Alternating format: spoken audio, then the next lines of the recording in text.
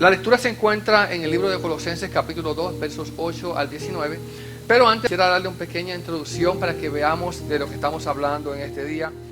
Estamos en noviembre de 2022, en el Día de Acción de Gracias, predicando bajo el tema Cultivando el Agradecimiento, los primeros 3 versos de Colosenses 1.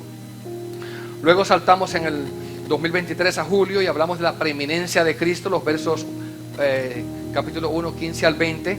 En agosto también del 2023 predicamos acerca de la esperanza de gloria en los versos 17 al 2:7. Y hoy continuamos entonces en Colosenses 2, versos 8 al 20, hablando bajo el tema, es una pregunta: ¿estás reemplazando a Cristo? Y quisiera pues darle un poquito de información antes de que hagamos la lectura de hoy. Esta carta, como se sostiene, escrita por el apóstol Pablo mismo, el apóstol a los gentiles, a la iglesia que está en Colosa, una iglesia localizada más o menos al sur de Turquía, lo que se conocía anteriormente en la antigüedad como Asia Menor. Y él está allí escribiendo juntamente con uno de los teólogos de su tiempo, un seguidor y ayudante de Pablo llamado Epafras. Y dice así el verso 7 del primer capítulo: como lo habéis aprendido de Epafras, nuestro consiervo amado, que es un fiel ministro de Cristo para vosotros, quien también nos ha declarado vuestro amor en el Espíritu. Y había recibido información de este siervo de Dios acerca del crecimiento y lo que estaba pasando, algo maravilloso en la iglesia de Colosa. Hermanos, para el cristiano, especialmente los líderes que trabajan fuertemente, es de gran gozo y alegría escuchar que las cosas marchan bien en la iglesia. Y muchas veces tratamos con iglesias y situaciones, congregaciones donde no nos alegran. Situaciones que se dan de dificultades, situaciones que se dan de malos entendidos, y es algo que tristemente ocurre en muchas iglesias. Pero cuando escuchamos noticias de que las cosas marchan bien, de que la gente está creciendo en la fe, de que están asistiendo, que están buscando del Señor, eso es motivo de gozo para nosotros, y sé que para todos los cristianos en todas partes. Y eso es lo que está pasando allí. Ahora, justamente con esta carta, que según se estima fue escrita cerca del año 62 después de Cristo, Pablo le escribe desde la prisión. Está aprisionado, está preso en Roma, y comienza a escribir estas cartas, que son cartas de la prisión, las cuales son Éfeso, Colosenses, Filipenses y Filemón. Desde la cárcel comienza a escribir. En otras ocasiones he dicho que Dios metió a Pablo preso para que escribiera estas cartas tan preciosas, porque si lo enseñaba nada más, nosotros no hubiésemos recibido esta escritura de parte de él. Así que Dios así lo trató y así lo hizo. Y esta carta, tanto la de Efesios como la de Colosenses, siguen más o menos el mismo bosquejo. Cuando las leemos parecen similares y los temas que se tratan son casi los mismos. Ahora hay ciertas diferencias, y aquí el apóstol Pablo está hablando acerca de las buenas noticias acerca de la iglesia de Colosas. Los hermanos están creciendo en la fe, se aman los unos a los otros, han recibido con alegría el evangelio, ellos están creciendo, y también ellos se nota que se han convertido a Cristo, han tenido una experiencia personal y verdadera con el Señor. Pero también al mismo tiempo hay malas noticias. Las cosas no marchan bien en Colosas, porque se ha introducido una serie de enseñanzas extrañas que han venido a socavar el evangelio que Pablo les había predicado, la enseñanza pura de la verdad de Cristo. Habían llegado unas personas con un pensamiento, según dicen los escritores y estudiosos de la antigüedad, llamado gnosticismo. Y el gnosticismo era un pensamiento, que gnosticismo significa conocimiento, la palabra nos, que significa conocer, y ese conocimiento que ellos supuestamente tenían, pues ellos decían que ellos tenían un conocimiento mayor al que ya se había dado, y que tenían un descubrimiento de cosas mayores, y esto no eran buenas cosas, porque estaban inventándose cosas que Pablo no le había enseñado y ni que eran parte del evangelio. Y estas gentes comenzaban a meterse dentro de las congregaciones, a enseñarle a las personas sobre una manera más alta de tener una relación mejor y más íntima con Dios, conforme al conocimiento que ellos tenían, que nadie tenía acceso a él, solamente los iluminados que habían llegado a ese nivel para poder tener estas experiencias con Dios y poder vivir verdaderamente el conocimiento que Dios quería que ellos tuviesen, y se estaban metiendo en cosas que no conocían. Dicen los historiadores que este problema del gnosticismo tenía ciertas características, y había muchas vertientes que se iban regando con distintas creencias unas de las otras, pero algo que sostenían era llamado un dualismo respecto al espíritu y la carne y la materia. En otras palabras, ellos le daban más valor al espíritu, a las cosas espirituales, que a la materia. Y decían, la materia es mala, la materia es pecaminosa, la materia es algo que no sirve, lo único que sirve es lo espiritual. Y así habían comenzado a enseñar también desde ese tipo de pensamiento que como la materia es mala, Jesucristo en realidad no pudo haberse materializado en carne, porque la carne es materia y es pecado, y que en realidad lo que apareció fue una visión, una forma de Cristo que en realidad no era un Cristo encarnado, sino que era algo imaginario y que las personas podían ver, que parecía ser físico pero que no lo era. Y Pablo entonces recibe todas estas noticias. También dice que lo que apareció en Cristo también era una serie de emanaciones, donde llegaba al final de esta serie de emanaciones donde Dios estaba bien lejos por allá escondido, y que esta serie de emanaciones venían bajando hasta que llegaba a una que era mucho más lejos de Dios, y ahí fue que se pudo manifestar el Señor. Y finalmente la carne y las cosas que están bien alejadas de Dios, que nada tienen que ver con el Señor. Estos puntos estaban socavando la verdadera enseñanza bíblica sobre quién es Jesús, sobre quién era el Señor, sobre quién era nuestro Salvador. La visión bíblica afirma que Jesucristo era verdaderamente hombre, su verdadera humanidad, así también como su verdadera divinidad, siendo Dios encarnado. Y nosotros en el día de hoy recitamos este credo niceno, un credo histórico, el cual la iglesia ha recitado, no simplemente por decirlo. Cuando recitamos el credo, lo que estamos diciendo es, afirmamos que estas verdades son verdaderamente bíblicas, se encuentran en la palabra de Dios, y dijimos que el Dios encarnado en la Virgen María era verdaderamente hombre, tenía humanidad, sí nació, sí era un hombre que vivió en carne, era verdaderamente hombre, y al mismo tiempo era Dios de Dios, luz de luz. Era la misma sustancia con Dios, es decir, esencia divina encarnada de la Virgen en la humanidad de ella. Y así vemos entonces que estas personas que dicen que saben mucho, pues en realidad en lo que están hablando no saben tanto. Y Pablo, dándole la respuesta a la iglesia, comienza a ir punto por punto para contrarrestar y atacar las mentiras y engaños que la iglesia estaba recibiendo como enseñanza.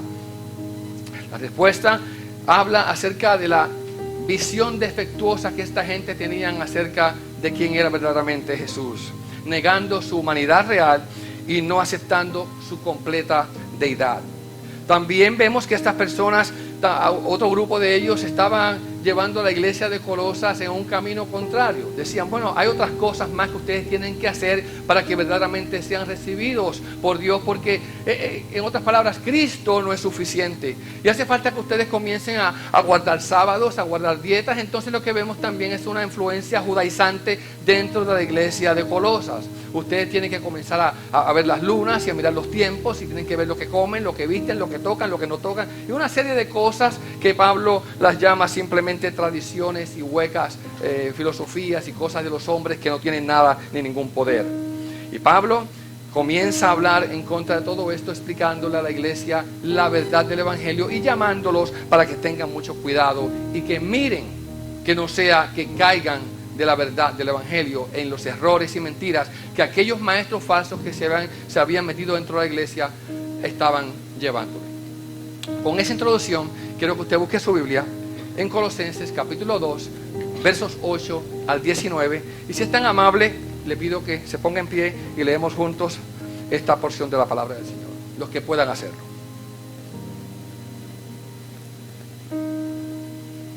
Dice la palabra del Señor así, en el nombre del Padre y del Hijo y del Espíritu Santo. Mirad que nadie os engañe por medio de filosofías y huecas sutilezas, según las tradiciones de los hombres, conforme a los rudimentos del mundo y no según Cristo. Porque en Él habita corporalmente toda la plenitud de la deidad, y vosotros estáis completos en Él, que es la cabeza de todo principado y potestad.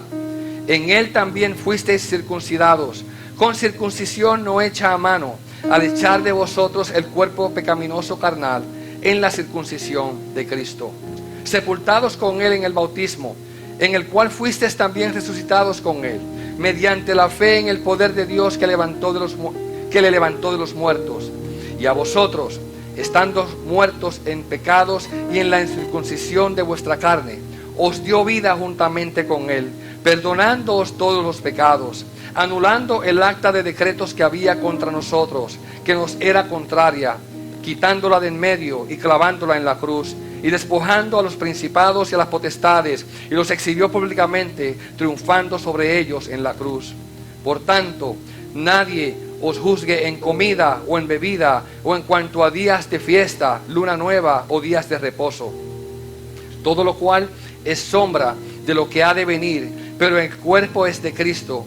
Nadie os prive de vuestro premio, afectando humildad y culto a los ángeles, entremetiéndose en lo que no ha visto, vanamente hinchado por su propia mente carnal, y no haciéndose de la cabeza, en virtud de quien todo el cuerpo, nutriéndose y uniéndose por las coyunturas y ligamentos, crece con el crecimiento que da Dios.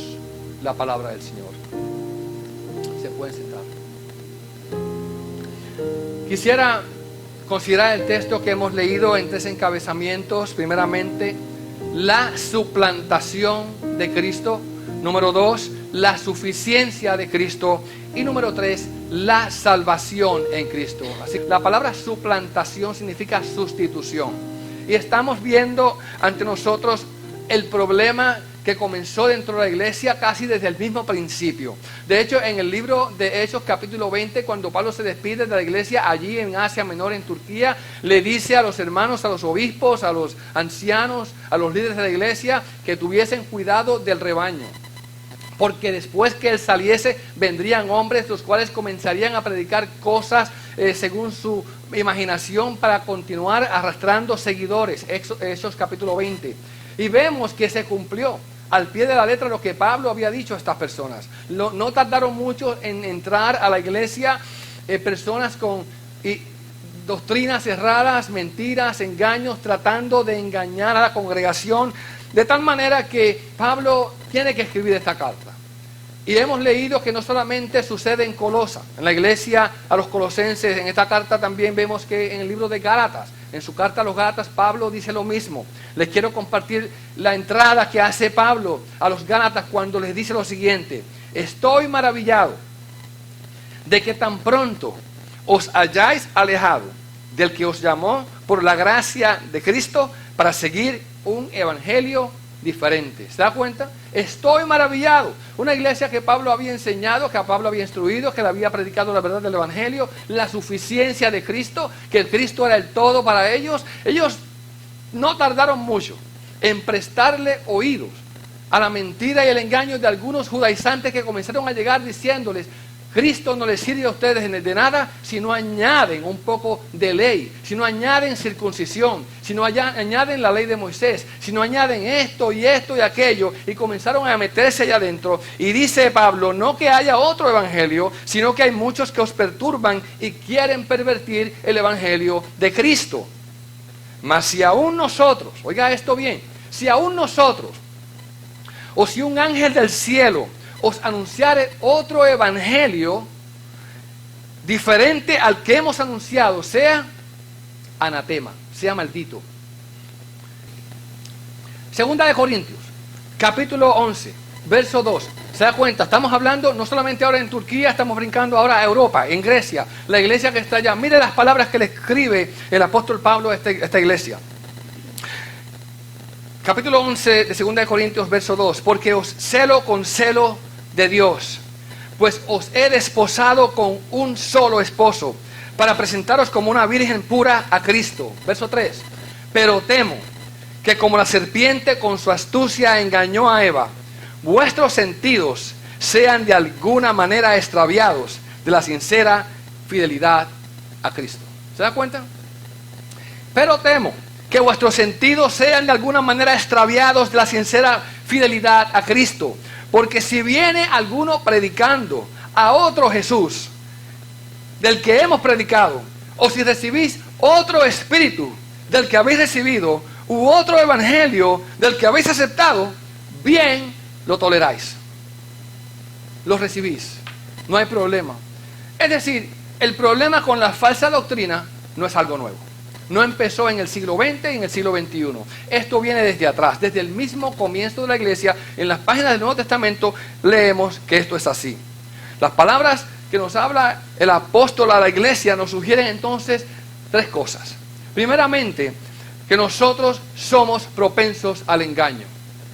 Otra vez, Pablo no estaba hablándole a gente afuera de la iglesia. Le estaba hablando a gente que él le había predicado, que él había enseñado, que él había instruido, a congregaciones que él había establecido. Le está diciendo que ellos se están extraviando de la verdad la cual se le había predicado. Entonces tenemos que entender las mismas palabras del apóstol Pablo cuando le habla a los Gálatas diciendo que el que piense que esté firme, ¿qué dice? Mire que no caiga. Puede ser que algunas personas se alejen de la verdad pensando que están firmes y están cayendo en el error. Somos propensos al engaño, particularmente a las filosofías. La filosofía es una palabra que significa amor al conocimiento. Es decir, nosotros estamos mirando personas que esta gente sí tiene conocimiento, esta gente sí sabe, esta gente sí tiene revelación, y tenemos que tener mucho cuidado con las cosas que se presentan como una revelación nueva, algo nuevo, un conocimiento profundo de cosas que nadie sabe. Hay gente que te dice, yo puedo enseñarte cosas que tú nunca has oído, y cuando alguien le diga a usted, yo te puedo enseñar cosas o tengo revelación que nunca tú has oído, usted corra, aléjese rápidamente porque no es el lugar de estar. Aléjese de tales personas. Número 2, somos propensos a las tradiciones de los hombres. Nos gustan las tradiciones. Y número 3, somos atraídos por los rudimentos del mundo. Es decir, la descripción que el apóstol Pablo nos da a nosotros en cuanto al trato con la iglesia en Colosa es que en realidad no podemos pensar, a mí eso no me puede pasar. Yo no puedo nunca caer, sino que estemos abiertos nuestros ojos para que veamos lo que puede ocurrir, porque todas estas cosas lo que están buscando es suplantar, sustituir a Jesucristo. Ya se nos ha sido dado todo lo que necesitamos. Ya hemos sido saciados con toda la plenitud, dice la Biblia Reina Valera, la plenitud de Cristo en nosotros. No tenemos que estar buscando ayudas a Cristo, otros medios, sino que nosotros al traer esta añadidura lo que estamos haciendo es dañando lo que estaba bien ya.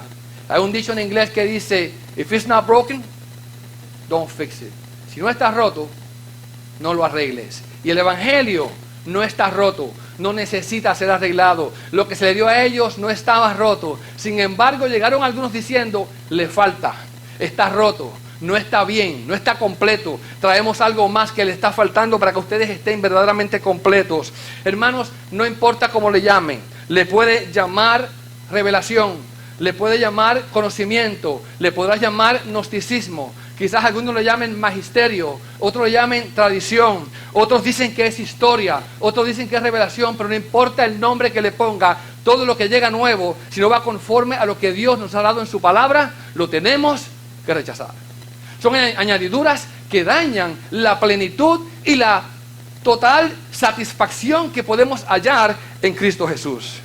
Hermanos, el mismo Judas escribe en su carta unas palabras poderosas y dice, amados, por la gran solicitud que tenía de escribiros acerca de nuestra común salvación, me ha sido necesario escribiros, exhortándoos que contendáis ardientemente por la fe que ha sido una vez dada a los santos. Y estuve investigando cuándo se escribió esta carta de Judas, cuando él dice, la fe que ha sido ya dada una vez y por todas a los santos, fue de las últimas cartas que se escribieron en el Nuevo Testamento antes de Apocalipsis.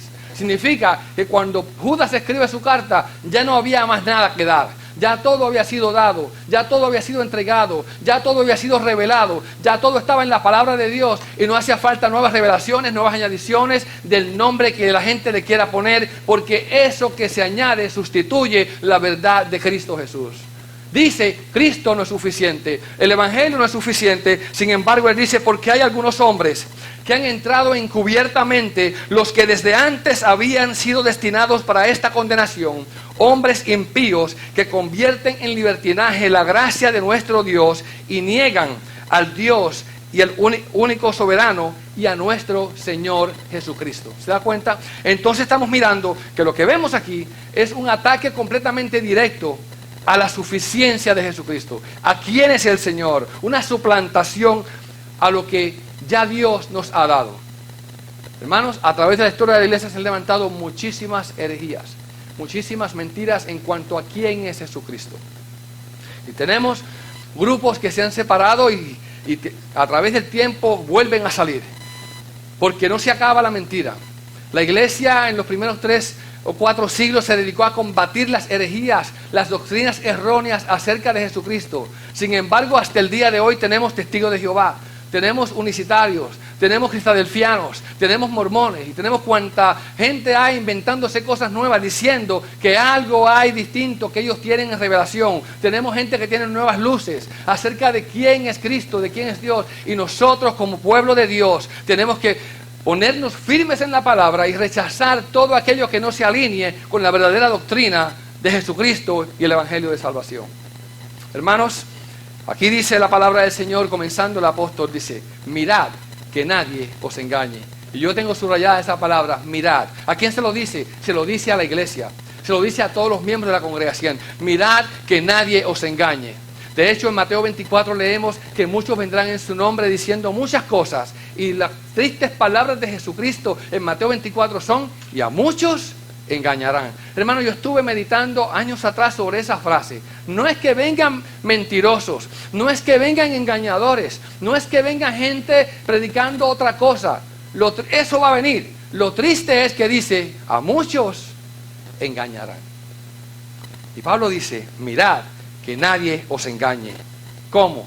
Por medio de filosofías huecas, filosofías y huecas sutilezas, según las tradiciones de los hombres. El renombrado reformador Juan Calvino, en su libro de Instituciones, escribió unas palabras que se repiten mucho y dice: la mente y el corazón del hombre no son más que una fábrica para forjar y crear ídolos perpetuamente, de día y de noche, 7 días a la semana, 365 días al año. El hombre está buscando un ídolo que inventarse para sustituir lo que ya Dios nos ha dado. Nuestros corazones, si no nos afirmamos en la gracia de Dios, en la verdad del Evangelio, tienden a estar creando cosas para suplantar, para quitar la suficiencia de Jesucristo, la suficiencia del Evangelio. Y aquí vemos que Él está diciendo algo que le acabo de decir. Nosotros tenemos que tener cuidado que no seamos engañados conforme a los rudimentos del mundo y no conforme a Cristo. Somos propensos al engaño filosófico, propensos al engaño de las tradiciones de los hombres y propensos a los rudimentos de la vida del mundo. Número 2, la suficiencia de Cristo. Dice él, verso 9, porque en Él, en Cristo, habita corporalmente toda la plenitud de la deidad. Hermanos, tenemos que entender y afirmar que Cristo es Dios mismo encarnado. Se encarnó, como decimos en el credo, de la Virgen María. Es decir, cuando se pone eso ahí, es para dar a entender que existió en el tiempo. En el credo apostólico decimos, y sufrió bajo Poncio Pilato. ¿Por qué decimos que sufrió bajo Poncio Pilato? Porque los herejes decían que Cristo no podría sufrir porque no estaba encarnado. Sin embargo, la Biblia enseña que Cristo sufrió porque era verdaderamente hombre y verdaderamente Dios. Sufrió bajo Poncio Pilato, fue crucificado y murió y fue sepultado. ¿Por qué se pone esto en el credo? Porque los mentirosos engañadores decían, eso no puede ser. Decían, no puede ser que Dios encarnado haya muerto, haya sido enterrado. No, entonces lo decimos para afirmar que la fe nuestra, la fe de la iglesia, lo que enseña la palabra de Dios es que fue sepultado y resucitó. ¿Cuándo? Al 3er día. Y después dice, conforme a las Escrituras, conforme a como Dios ya lo había predicho de antemano. Y dice, ustedes están en ese Dios que es todo. En Él habita corporalmente toda la plenitud de la deidad, atacando directamente la filosofía que negaba la encarnación de Jesucristo. Y sigue diciendo, y vosotros estáis completos en Él. Hermano, diga eso conmigo, estamos completos en Cristo. Estamos completos en Cristo. No hace falta nada más. Él es la cabeza de todo principado y toda potestad. en Él también fuisteis circuncidados, con la circuncisión no hecha de manos, al echar de vosotros el cuerpo pecaminoso carnal en la circuncisión de Cristo. Hermano, estamos tan ligados a lo que Cristo es y quien Cristo es y su obra, que lo que Cristo ha hecho y lo que Cristo se le ha hecho es como si fue hecho a nosotros mismos. Nosotros lo experimentamos, nosotros lo vivimos, nosotros estamos ahí juntamente con Cristo echando esa pecaminosidad. Y cuando habla acerca de la circuncisión de Cristo, está hablando de la muerte de Cristo. Fue cortado de la tierra, como se circuncida una persona cuando la carne es cortada y Cristo es cortado. Nosotros juntamente con Cristo somos circuncidados con Él. Y después sigue diciendo, sepultados con Él en bautismo, en el cual fuisteis también resucitados con Él mediante la fe en el poder de Dios que le levantó de los muertos. Hermanos, la circuncisión en el Antiguo Testamento antes de Cristo, desde Abraham, fue un ritual que se le dio al pueblo de Dios para marcar a aquella gente que pertenecía al Señor, que pertenecía a Dios, para identificar los que eran su pueblo. Ahora, esta circuncisión era no más que un recordatorio visible para que ellos supiesen que eran distintos a las demás naciones, que eran distintos a los demás pueblos. Solamente ellos serían circuncidados y esto les diría cada vez que ellos se miraran, decían, yo pertenezco al pueblo de Dios, yo soy distinto a los demás hombres. Pero esa no era la señal que decía que lo eran, porque aquello era el símbolo externo de algo que debía existir en ellos internamente. Porque no es de labios, no es de boca que podemos decir yo pertenezco al Señor si nuestro corazón está lejos de Dios. Y una de las cosas que hace Dios una y otra vez es llamar al pueblo a que circuncide el prepucio de su corazón. Ustedes tienen el cuerpo circuncidado, pero su corazón no está circuncidado. Ustedes siguen amando al mundo, amando la carne, alejándose de Dios, buscando sus dioses, buscando ídolos, y todo aquello que ustedes hacen no demuestra que verdaderamente son mi pueblo. Y el pueblo comenzó a confundir el símbolo con la realidad. Y dejó de hacer énfasis en la realidad y comenzó a hacer mucho más énfasis en el símbolo de aquella realidad. Cuando llegamos al Nuevo Testamento, vemos que el llamado es el mismo. En el Antiguo Testamento, desde Deuteronomio 10 leemos, circuncidad pues el prepucio de vuestro corazón y no endurezcáis más vuestra cerviz. En Jeremías, circuncidaos a Jehová y quitad el prepucio de vuestro corazón, varones de Judá, moradores de Jerusalén, no sea que mi ira salga como fuego y encienda y no haya quien la apague por la maldad de vuestras obras. Sí, habían sido circuncidados, pero sus vidas eran vidas de pecadores. Eran vidas de gente que no habían conocido a Dios y amaban la maldad, amaban la mentira, amaban el engaño y estaban con los labios clamando al Señor, pero el corazón estaba lejos, como el mismo Dios lo dice. Este pueblo de labios que me honra, pero su corazón está bien lejos de mí. Y cuando los judaizantes llegan a la iglesia de Colosa, comienzan a introducirse en las comunidades y en Galicia, en las iglesias de Gálatas, en la región de Turquía, comienzan a imponerles a estos hombres nuevos cristianos la circuncisión. Le dicen, si ustedes no se circuncidan, Cristo no les sirve de nada. Hechos capítulo 15. Si ustedes no siguen la ley de Moisés, Cristo no sirve de nada. Si ustedes no hacen esto o aquello, Cristo no sirve de nada. Y querían llevarlo de vuelta a las cosas físicas y simbólicas, no entendiendo la realidad de lo que estaba ocurriendo en ellos. Sin embargo, Pablo contrarresta el pensamiento, la mentira que están predicándoles, y les dice, con Él, juntamente con Él, con Cristo, ustedes fueron sepultados en el bautismo. Le digo, Cristo fue crucificado, el cristiano fue crucificado.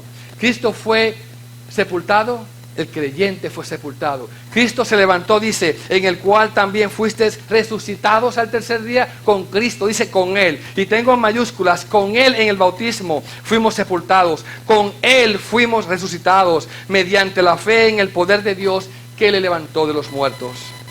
Hermanos, el bautismo ha venido a ser, en un nuevo pacto, la marca de aquellos que pertenecen al pueblo de Dios. Pero hay gente que se jacta en el bautismo.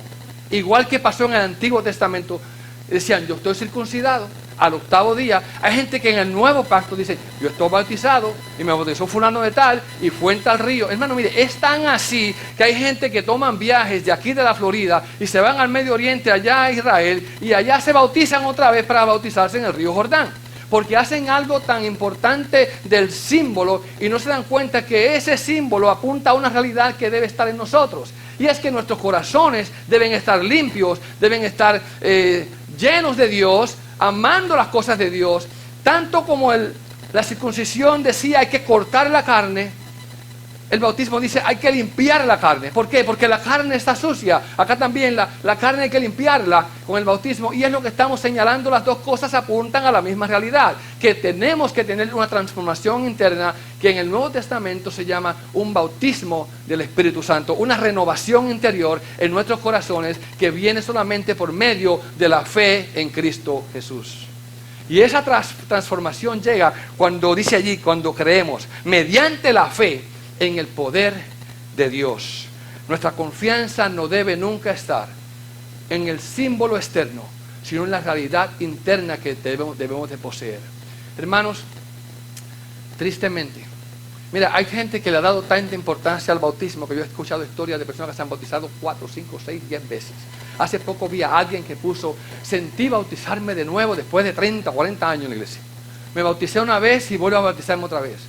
Porque le estamos dando tanta importancia a ese rito externo que no entendimos que lo que Dios está buscando es la transformación interna de nuestro corazón. Ese bautismo, esa limpieza, purificación del Espíritu Santo en nuestras vidas, que es la que verdaderamente hace la diferencia. Pablo decía, yo vine a predicar el Evangelio, no estar bautizando gente. Sí, hay que bautizar, Cristo dijo bautícese. Pero si ponemos tanto énfasis en el bautismo, nos olvidamos de la limpieza y pureza que Dios quiere que tengamos en el interior. Nuestra confianza no debe estar puesta en el rito, sino en Cristo mismo. Él es el que nos limpia. Con Él estamos identificados, con Él estamos juntos. Y todo lo que hemos creído, dice 1 Corintios 12:13, hemos sido bautizados en Cristo Jesús. ¿Bautizados en agua? No, bautizados en el Señor, por medio del Espíritu Santo. Ese es el bautismo el cual nosotros queremos tener. Es posible que el nombre esté escrito en la lista de miembros de la iglesia, que esté siendo un nombre muy reconocido, que todos alaben, pero que no esté escrito donde importa, en el reino de los cielos. Es posible echar fuera demonios, es posible sanar enfermos, es posible resucitar muertos, es posible hacer tantas cosas. Y los discípulos llegaron y le dijeron al Señor después que los envió a predicar, oh, ¿tú quieres oír lo que pasó, Jesús? Mira, los demonios salen, no se aguantan. Los enfermos son sanados. Estamos acabando nosotros. Del cielo cae fuego. Esto es tremendo lo que está pasando. Truena la cosa. Y Cristo le dijo, no se maravilles por eso, sino asegúrese de que sus nombres estén escritos ¿dónde? En el reino de los cielos. Eso es lo que importa. Y muchas veces hacemos tanto énfasis en lo que se ve y no nos preocupamos por lo más importante. ¿Cómo está mi verdadera relación con el Señor? Y dice el 13, Cristo es nuestra vida.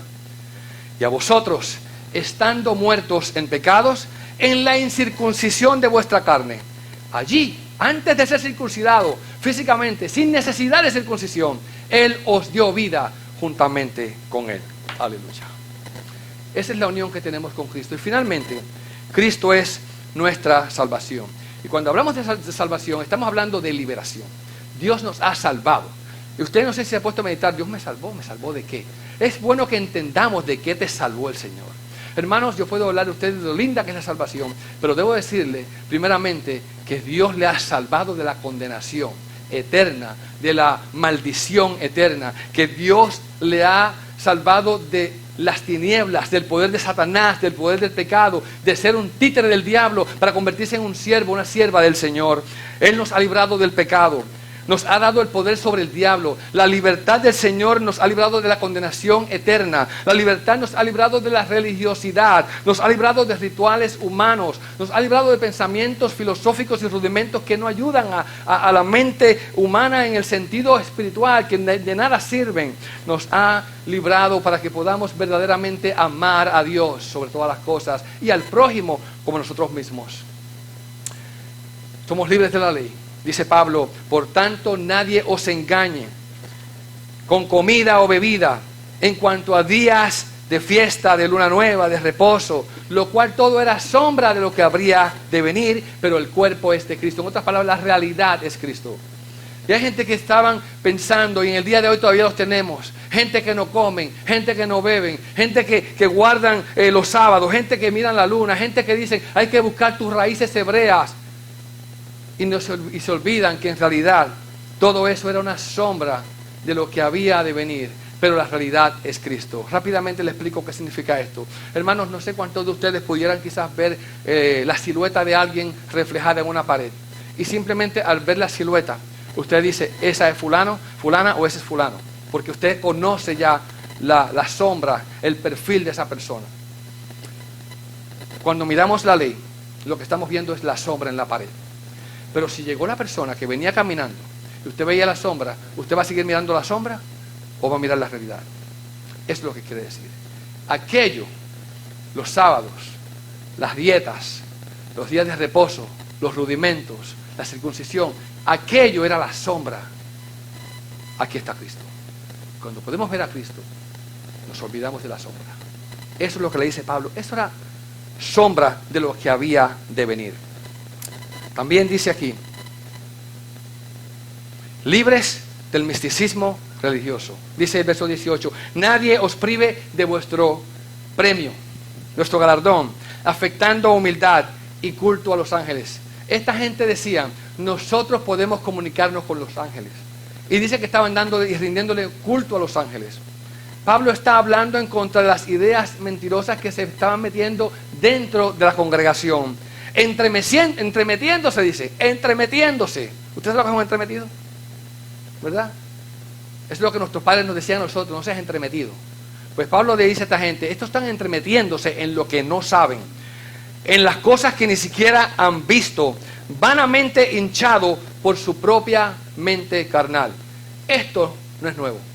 En el antiguo pacto también había personas que llegaban profetizando. ¿Y sabes qué dice Dios?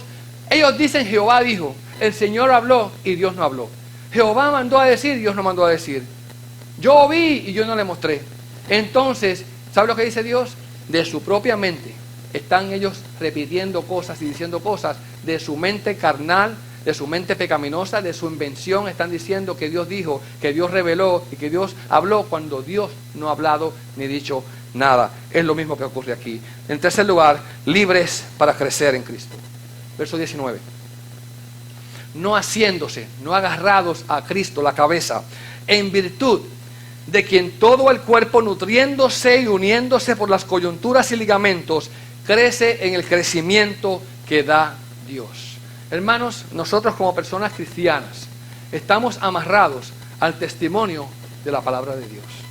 Yo estuve leyendo esta mañana una persona que puso una herejía y decía, nosotros creemos esto porque mira, en el año 250 después de Cristo, oiga, eso hace tiempo, ¿sabe? Ya estaban haciendo esto. Y simplemente yo digo, wow, inventos de los hombres. 200 años después de Cristo se inventaron muchas cosas. Y 100 años después de Cristo se inventaron otras cosas. Y 50 años después de Cristo también habían inventos. Y en los mismos días de los apóstoles vemos que habían mentiras, engaños e inventos. Hermanos, porque sea muy viejo, la mentira no significa que es verdad. Hay mentiras y engaños que son bien viejos, casi 2000 años de vida. La verdad se encuentra solamente en un solo lugar. Y la pongo en alto, en la palabra de Dios. En su palabra, en su Biblia. Y si no está ahí, hermano, no lo crea. No importa quién lo diga. No importa cuánto estudio tenga. Cuánta revelación diga que tenga. Cuál sea su nivel en la iglesia. No lo crea. ¿Qué dice la palabra de Dios? Es lo que estamos creyendo. ¿Por qué razón?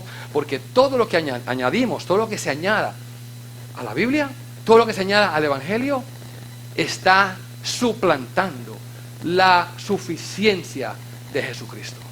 Y nosotros tenemos suficiente con Cristo. No hay que buscar más. Él es nuestro Salvador. Cristo es suficiente para nuestra reconciliación. Y quiero terminar con unas palabras a los que están aquí que son cristianos, a los que están aquí que todavía no saben si son cristianos. Miren, lo que Cristo logró en la cruz del Calvario por cada uno de nosotros, lo que Cristo logró en su vida es suficiente. Dígalo, es suficiente. Es suficiente. Cristo es suficiente. He visto gente que dice, mira, Cristo más nada es todo. Y eso es así. Cristo más nada lo es todo. El verso 13 dice, perdonándonos todos los pecados. Wow. Cristo nos perdonó todos los pecados. ¿Dónde? En la cruz del Calvario, anulando el acta de decretos que había en contra de nosotros, la cual nos era contraria, quitándola del medio y clavándola en la cruz. Y despojando a los principados y las potestades, los exhibió públicamente, triunfando sobre ellos en la cruz. Yo quisiera que entendiésemos que nosotros hemos sido perdonados. ¿Usted cree en Cristo?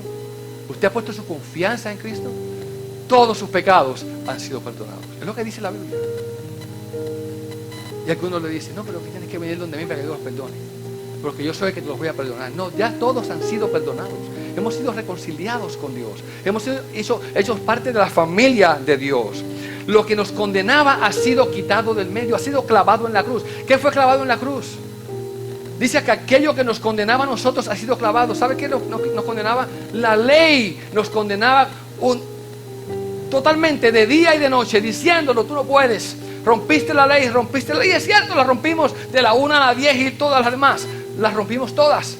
No sé cuántas leyes, 633 leyes tiene el Antiguo Testamento y no ha quedado una que no hemos quebrantado nosotros como seres humanos. Pero Jesucristo dice que murió en la cruz del Calvario. ¿Y por qué la clavó? Porque Él sí la cumplió. Y cuando Cristo cumplió perfectamente y para siempre la ley de Dios, el único que ha logrado hacerlo en toda la faz de la tierra, en toda la historia del principio hasta que se acabe esto, el único que lo ha hecho es Cristo. Murió en la cruz para que ese sacrificio, esa cruz, esa vida, eso que Él hizo, sea a nosotros como una cosa que nos cuenta hecha a nuestra cuenta. Ya hemos sido justificados en Cristo, declarados como que ya también cumplimos la ley de Dios y hemos sido perdonados en Cristo Jesús. No hay condenación para los que están en Cristo Jesús. Eso dice Pablo, eso dice la Biblia. No hay ninguna condenación para los que están en Cristo Jesús. Justificados, declarados justos por medio de la fe, tenemos paz con Dios por medio de nuestro Señor Jesucristo. Y cuando Satanás venga a querer acusarle a usted de que está pecando, diga, Señor, te reprenda, Satanás, porque mis pecados han sido perdonados, soy limpio, soy restaurado, he sido reconciliado con Cristo, ya mis pecados fueron clavados en la cruz y yo solamente tengo que correr a Él y esto se anula completamente, porque si alguno hubiese pecado, dice la Biblia que no solamente los clavó en la cruz, sino que abogado tenemos para con el Padre. ¿A quién? A Jesucristo el justo. El diablo y los demonios no pueden acusarte. Finalmente, ahora somos hechos justos por medio de Cristo y les llamo, no sé si alguno de ustedes se ha visto tentado a seguir las mentiras que se ofrecen. ¿Sabes qué? Yo escuché a una persona decir que se fue a una iglesia ortodoxa oriental por el incienso que se quemaba y el olor que había. Y digo, wow, el incienso y el olor que había te arrastró hacia allá. Cristo es suficiente. Cristo es nuestro olor grato. Nosotros somos olor grato a Cristo. Si alguno se siente atraído al engaño, vuelva a Cristo. Si le atraen las tradiciones de los hombres, vuelva a Cristo. Si le atrae la filosofía, vuelva a Cristo. Si le atrae las huecas sutilezas, vuelva a Cristo. Y si está aquí todavía y no ha conocido al Señor, le invito para que conozca a este Cristo, que es más que suficiente para salvar, es más que suficiente para perdonar. Él ha venido a traernos vida, a traernos libertad, para que nosotros podamos acercarnos con corazón arrepentido, reconociendo su necesidad de Dios. Hermanos, amigos, hoy es el día de salvación. Hoy es el día del perdón. No hace falta nada más. Cristo y solo Cristo.